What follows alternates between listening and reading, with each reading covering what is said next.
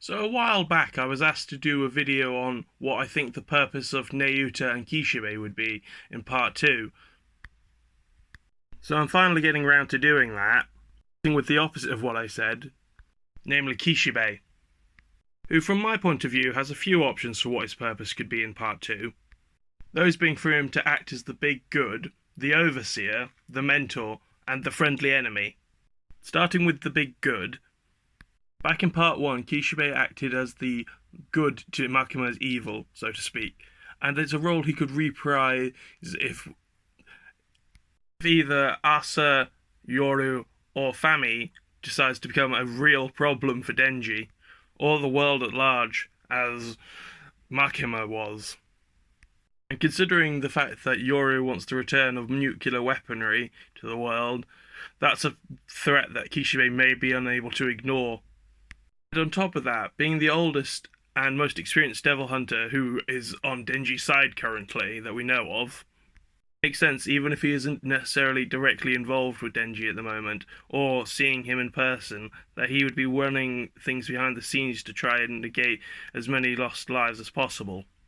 I'm seeking to help Denji become a better devil hunter and get back into the game, so to speak, rather than just being a loner who's trying to reveal his identity to get the people's attention.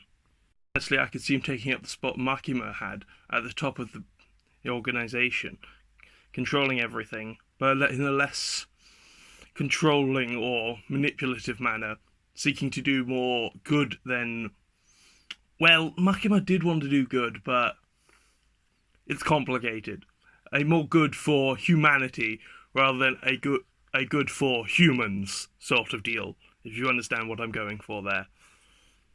Tied in with that position would be the idea of him being an overseer, someone who's surveying everything that's going on, but not directly intervening, at least at the current point in time, or any time in the near future. It could be for a multitude of reasons. Either he's too busy, his intervention would cause more harm than good, or really doesn't want to get Denji involved unless he absolutely has to, considering everything he went through in the part 1. The overseer, I could see Kishibe doing a lot of things that would be in line with him being the big good as well. Only, I could also see him doing some more potentially shady, underhanded things. Things that would indirectly harm Denji or Nayuta, rather than just being completely on their side, so to speak. As the overseer, I could see him having a lot more authority in the Devil Hunter organization than he did previously, even as the top Devil Hunter. Perhaps after Makima was able to infiltrate so deeply, now that Kishibe has taken up that position, he's a lot more involved with the governmental systems. He himself has no true interest in that sort of thing. Now, as for the mentor, well, we've already seen Kishibe in a mentor role, with him and Denji, as well as Power, back in part 1, but I never got the feeling that they really finished that arc. They never closed the book on him being a mentor to Denji, so to speak, and they left it open for Kishibe to teach him more, as really all Kishibe did was instill a sense of combat and wariness into them, rather than actually teaching them. I could see Kishibe actually sitting down and, well, not exactly teaching Denji. He doesn't seem like the sort of person who would put him in a classroom and expect him to learn that way, but rather I could see Kishibe taking him out on hunts if Denji ever gets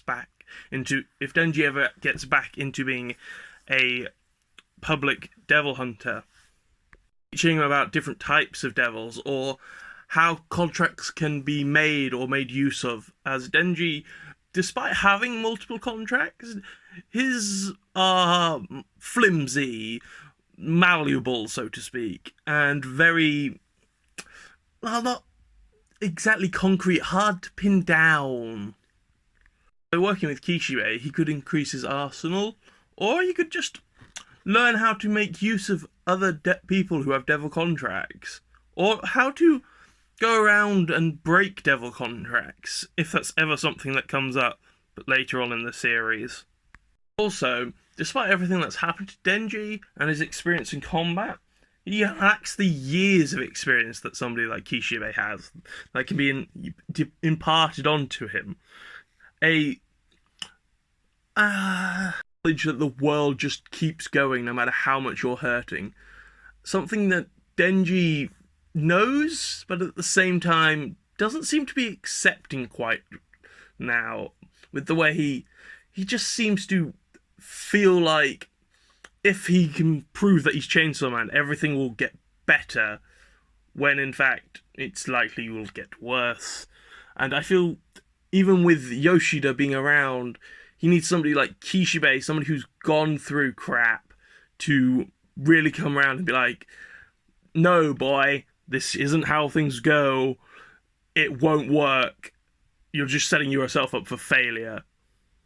Given Kishibe's experience as a devil hunter, and just in years alone, I feel like he's more likely to get through to Denji than Yoshida, who, for all his apparent knowledge or skill as a devil hunter, hasn't really shown himself to be someone who has suffered and somebody who's survived.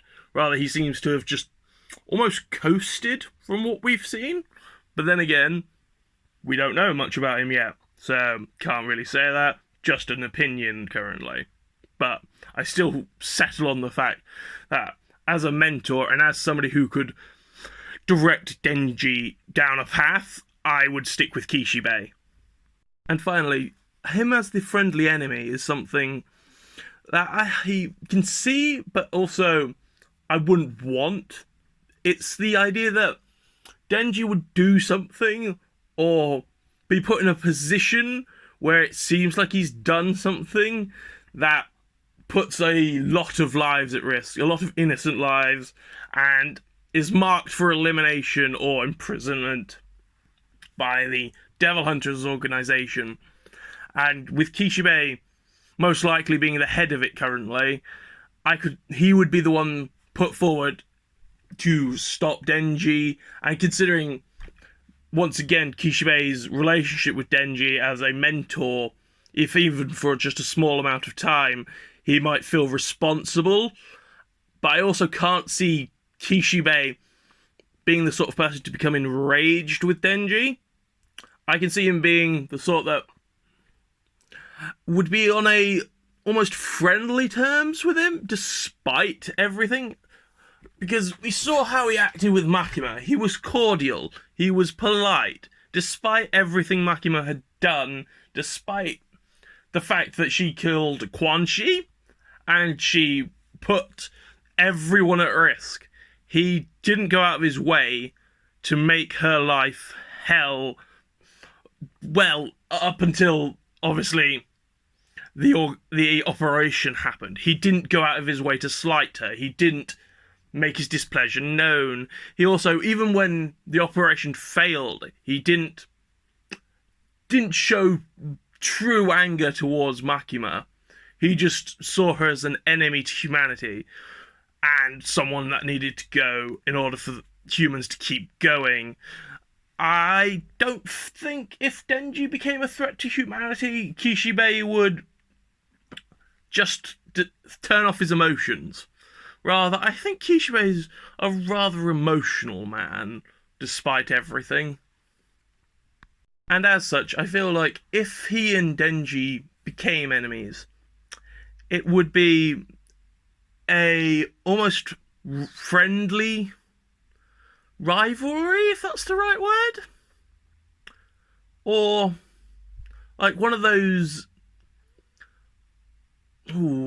enemy relationships where they don't dislike each other, and in fact they work together a lot, but because of organizations or because of differing worldviews, they can't work together as a cohesive unit. That would be a interesting way to take their relationship, but I don't think that's where it's going to go, and I don't particularly want it to go that way. Although it would give Denji some other perspective on things. It would allow Denji to See that despite him fighting someone, despite him having an enemy, they aren't necessarily bad people, or they aren't people that he hates. They are just people that are on the opposite side of the coin. Whereas currently, Denji hasn't really had that outside of Makima, which is arguable given everything she did. So, giving Denji that friendly enemy would be a new thing for him. Unless you want to say about Asa currently, but their relationship isn't really friendly at the moment, so... Anyway, that's all I wanted to say about Kishibe's purpose, potentially in part 2, so now I'm going to go over and start talking about Nayuta. So as for Nayuta, I could see there being a few ways that her story could go and how she might be used in the plot going forwards. One of those being an actual anchor for Denji to stay in the human world and even question whether going after power slash the Blood Devil in hell is a good idea, leaving her behind, or whether he can bring such a, I don't want to say vulnerable child, but she is kind of vulnerable when compared to someone like Makima or potentially Yoru or Fami, her two sisters, if you want to put it like that.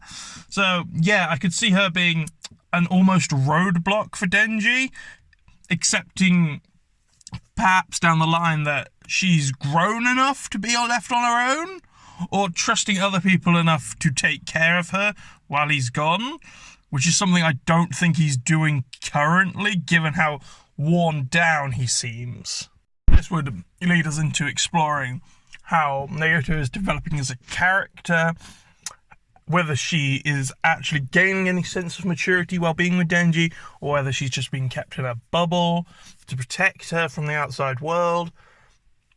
Like, Denji giving her this sort of almost overly fatherly protection that he received the inverse of, if you get what I'm saying. I could also see Nayuta being used in a sort of hostage situation, either by Yoru or Fami, who either don't realise what she is, or realise and don't care. Because, well, we don't know what Makima's relationship with the other three horsemen are, and that could be a means for us to go into that insight and see, well, why is it that Makima wanted to get rid of these other three siblings, if you want to call them that? Something that could potentially spark more animosity between Yoru and Denji / Chainsaw Man if, for whatever reason, she still has an issue with the reincarnated Control Devil because of what Makima was doing. And it could be a means for us to go into a bit of a flashback, something that Chainsaw Man hasn't really done, to show us what life was like for Makima, or how Makima and these other three devils came to be known as the Four Horsemen, if we ever even go into that direction. But it's something that's there and is potentially open for us through Nayuta interacting, or I say kidnapping, but it could just be that Asa comes to Denji's place at some point, and Yoru, well against it or whatever, takes note of Nayuta and is like, oh shit, that's such and such, and tells Asa, and from there Asa learns the backstory, and rather than Denji. I just think that would be something of an interest, and it would also help us get a more well-rounded view of Makima's life. As we're told that, well, Kishibe speculates that she was raised or influenced by the government, hence why he says that if left with the government, they'll just end up with a second Makima.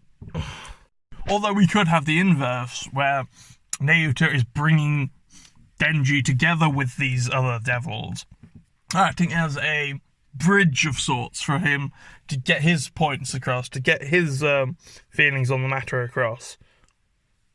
Perhaps resolve the issues that Pochita and these 4 devils have had in the past, helping to bring them into a brighter future. Although, giving Fujimoto's writings a good outcome is not something I'm expecting.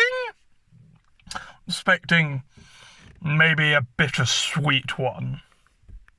I could also see it being used as a means of getting through hell and finding the Blood Devil down the line, if we ever get to that point in the story. Because as the Control Devil, it would have the, I presume, ability to control not just the physical as we've seen, but also potentially the memories, potentially bringing back thoughts and beliefs that were in a previous reincarnation of a devil. While it's not something we've seen, we know that certain facets of a devil cross over from one life to the other, and the Control Devil, I believe, or unless you find some devil who is the memory devil, probably has the best chance from everyone we've met so far, other than maybe Cosmo, but that's a bit iffy in my opinion, because we saw the results of last time she tried giving knowledge to someone, and I don't know how good she is at controlling that, and also, she's probably dead. So, currently I'd say Nayuta has the best chance of helping Denji actually get power back, from everything that we know so far. Which would be interesting. I wonder how power would interact with the reincarnated Control Devil.